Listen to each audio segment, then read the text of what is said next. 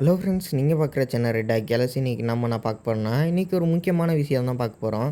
Solo லெவலிங்கில் season 2ல் நம்ம பார்க்கோட நம்ம ஹீரோ சண்டை போட்டிருப்பாரு.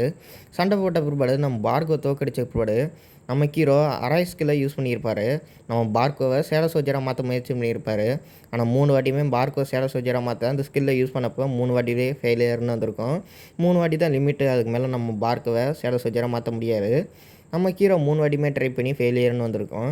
அதுலேருந்து நிறைய பேர் என்ன நினச்சிட்ருக்கீங்கன்னா, ஐரங் மாஸ்டர் எதுவுமே நம்ம ஹீரோனால் அரைஸ் பண்ண முடியாதுன்னு நினச்சிட்ருக்கீங்க. ஆனால் அது தப்பு. நம்ம ஹீரோனால் ஐரங் மாஸ்டர் கண்டிப்பாக அரைஸ் பண்ண முடியும்.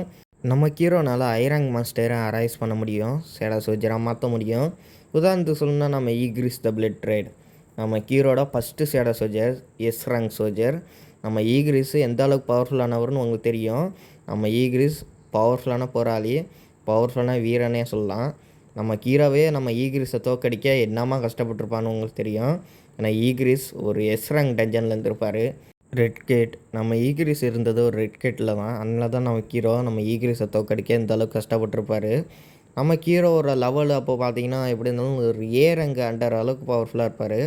ஆனால் நம்ம ஈக்ரிஸோட லெவல் பார்த்திங்கன்னா ஒரு எஸ் ரேங்க் அண்டர் அளவுக்கு நம்ம ஈக்ரிஸுக்கு பவர் இருக்கும். அதனால தான் நம்ம ஹீரோனால் ஈக்ரிஸாக தோக்கடிக்க முடியல. உங்களுக்கு புரியறதுக்காண்டி தான் நம்ம ஹீரோ ஏ ரேங்க் ஹண்டர்னு சொன்னேன். ஆனால் நம்ம ஹீரோட உண்மையான தரவரிசை என்னன்னு தெரியல.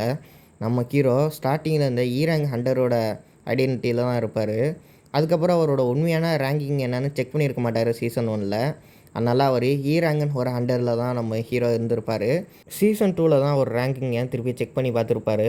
அப்போ அவரோட ரேங்க் பார்த்திங்கன்னா எஸ் ரேங்க் ஹண்டர்னு நம்ம ஹீரோவுக்கு வந்திருக்கோம். நம்ம ஹீரோ பார்த்திங்கன்னா சீசன் 2ல் தான் ஒரு ரேங்கிங்கை செக் பண்ணியிருப்பார். சீசன் 1ல் அவர் ரேங்கை செக் பண்ணியிருக்க மாட்டார். அது வரைக்குமே அவரோட பழைய ரேங்கான ஈ ரேங்கை ஹண்டர்னு ஐடியா தான் வச்சுருப்பார்.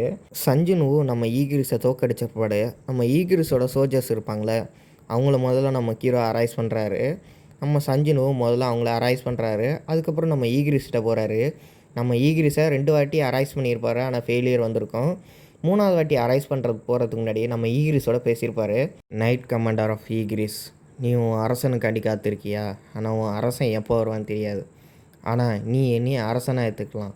உன் வாள் துருப்பிடிக்கிற வரைக்கும் இந்த இடத்துல இருக்கிறதுக்கு நீ சிறந்த வீரன் ஈகிரிஸ். என்னையும் அரசனாக எடுத்துக்க ஈகிரிஸ், அராய்ஸ் அப்படின்னு நம்ம ஹீரோ சொல்லுவோம். நம்ம ஈகிரிஸை சுற்றி ஒரே வெளிச்சமாக இருக்குது. ஈகிரிஸும் நம்ம ஹீரோட சேர ஒத்துக்கிறான். நம்ம ஈகிரிஸும் சேட சோஜராக மாற போகிறான். இதே மாதிரி தான் ஐரங் மாஸ்டரை நம்ம ஹீரோனால் சேட சோஜராக மாற்ற முடியும். ஆனால் நம்ம பார்க்கோட விஷயத்தில் பார்த்திங்கன்னா நம்ம ஹீரோ பார்க்கோட்டை அப்படி எதுவுமே பேசியிருக்க மாட்டார். நம்ம பார்க்கோட்டை எதுவுமே பேசியிருக்க மாட்டார். 3 வாட்டி அரைஸ்கில் யூஸ் பண்ணியிருப்பார். நம்ம பார்க்கோவும் வந்திருக்க மாட்டான். ஆனால் நம்ம ஈகிரிஸும் வந்திருக்க மாட்டான். ஈகிரிஸ் எப்படி வந்தானா, கடைசி நேரத்தில் நம்ம ஹீரோ போய் ஈகிரிஸ்கிட்ட பேசினது 3வது வாட்டி அரைஸ் பண்ணுறதுக்கு முன்னாடி நம்ம ஹீரோ ஈகிரிஸ்கிட்ட பேசி ஈகிரிஸோட ஆன்மா ஒத்துக்க வச்சுருப்பார் நம்ம ஹீரோ. ஆனால் பார்க்கோட்டை அப்படி எதுவுமே பேசியிருக்க மாட்டார். பார்க்கோ வந்தால் வரான், இல்லாட்டி விட்டுருவான் அப்படின்னு சொல்லி தான் நம்ம ஹீரோ பார்க்கோட்டை எதுவுமே பேசியிருக்க மாட்டார். நார்மலாக அரைஸ்கில் யூஸ் பண்ணியிருப்பார். 3 வாட்டியுமே ஃபெயிலியர் ஆனதுனால நம்ம பார்க்கோ விட்டுருப்பார். ஐரங் மாஸ்டரை நம்ம ஹீரோ தோக்கடிச்ச பிற்பாடு நம்ம ஹீரோட அந்த மாஸ்டர் லெவல் அதிகமாக இருந்துச்சுன்னா நம்ம ஹீரோனால் அரைஸ் பண்ண முடியாது.